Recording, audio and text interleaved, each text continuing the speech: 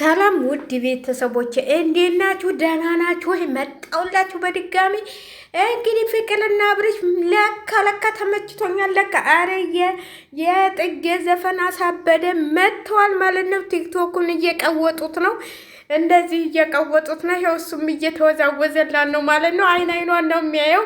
አይ ፍቅር እኮ ሲጀመር እንደዚህ ያደርጋል።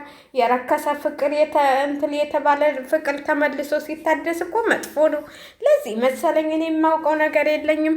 ይኸው እንግዲህ ለካ እያሉ መጥተዋል ማለት ነው። ይህ ቪዲዮ ያው የትናንት ነው እንግዲህ ትናንትና የተሰራ ቪዲዮ ነው። ለካ እየተባለ የተመጣው ማለት ነው። ወይ ለካ ዘንድሮ እኛ ለካ እያላችሁ እንደሆነ አላችንን አዞራችሁት እኮ።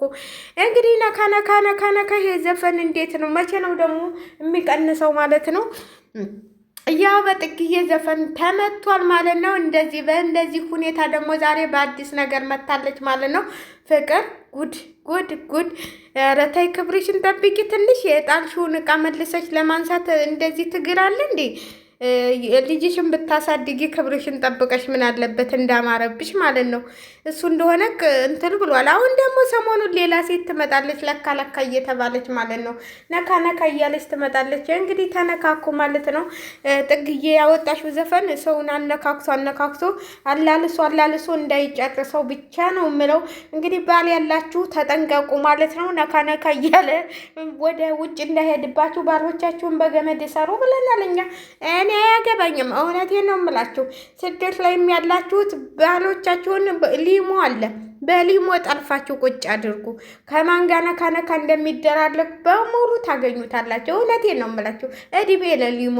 ስለዚህ እናንተም ቶሎ ብላችሁ ጠለፍ አድርጉ። ኢትዮጵያም ያላችሁ ባላችሁም በገመድ ሰሩ ብለናል። እንግዲህ ነካ ወንዱን ሊጨርሰው ነው ማለት ነው። ነካ እያሉ ይኸው ሴቶቹ መጥተዋል ማለት ነው። ፍቅር እኮ ነው እያሉ የጥጌ ዘፈን ጉዳ መጣ ማለት ነው። እንግዲህ አዲስ ፍቅር ሲጀማመል ማለት ነው። ትናንትና ፍቅር ብዬ እኔ ስም ያወጣሁላት አለ። እንግዲህ የማነው ስሟ ትክክለኛ? ውስጥ ያንተ ፍቅር ብለህ ታወጣህላት ስሟን እንወቃ። እንግዲህ የሚዲያም ስሟ በዛው ታዋቂ ሆነች። እኔ ፍቅር ብዬ ስም ያወጣሁላት አለ።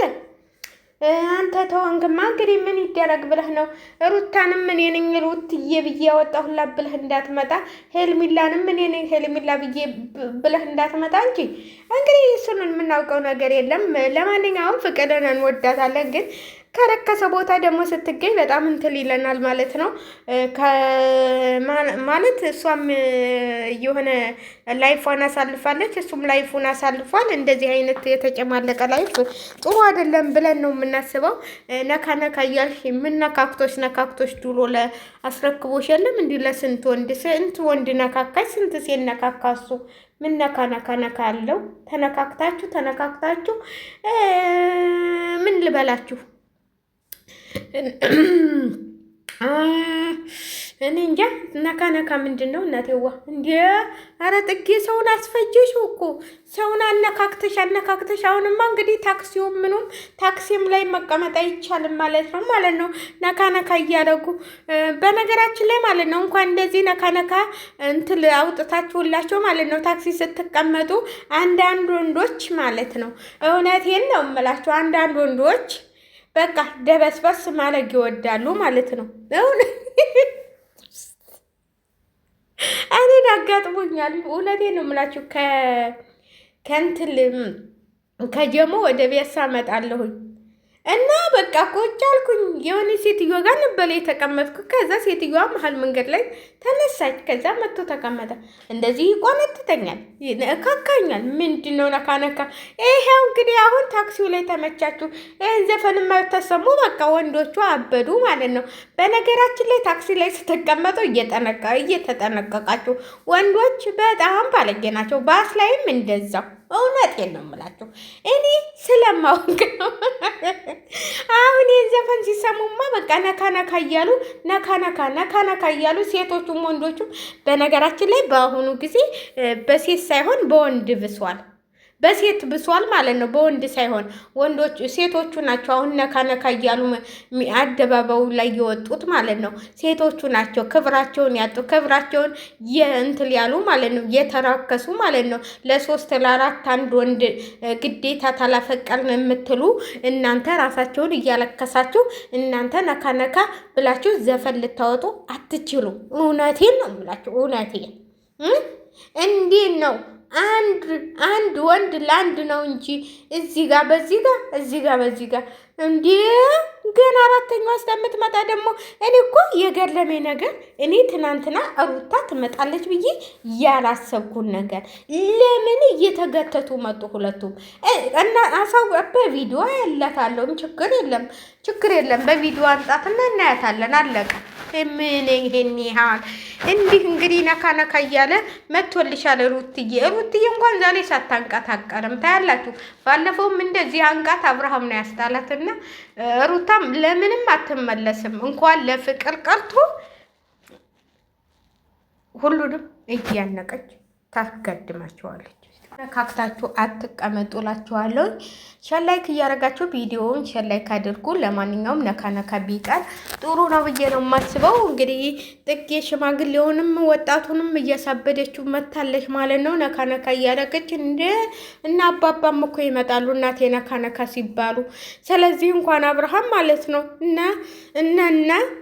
ይመጣሉ ገና ነካ ነካ እያሉ።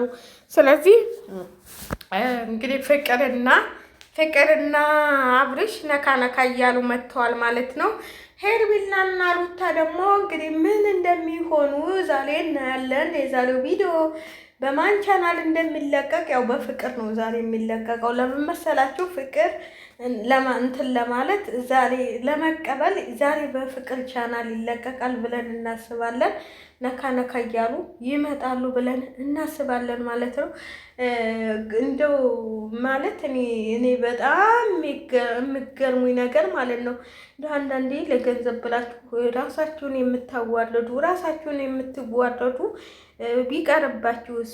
አሁን ሚዲያ ሁሉ አውቆባችኋል። በሚዲያ በሁሉም የሚባለው እየተባለ ነው ማለት ነው። እና እንደዚህ ነካ ነካ እያላችሁ ደግሞ መጣችሁ ማለት ነው። ነካ ነካ አብርሽ እንኳን ዘፍናችሁለት ባዘፍኑለትም እናቴ ያየውን ሴት በሙሉ ታልነካካው ነው የሚለው። ያ እንደው በዛች ጋር ያለፈች በሙሉ አብርሃምን ያልነካቸው ሴት ያለች ይመስላችኋል እንዴ? እሱ እኮ ያየውን ሴት በሙሉ ላተራምስ ብሏል።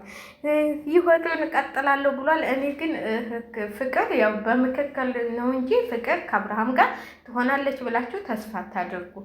ምንም እርግጠኛ ነኝ እኔ ፍቅር ያው ለቻናሏ ብላ ነው የመጣችው። እንግዲህ ነካም ነካ አረገሽ ጨበጥም አረገሽ ያው ወደ ቦታች መመረስሽ አይቀርም ብለን እናስባለን።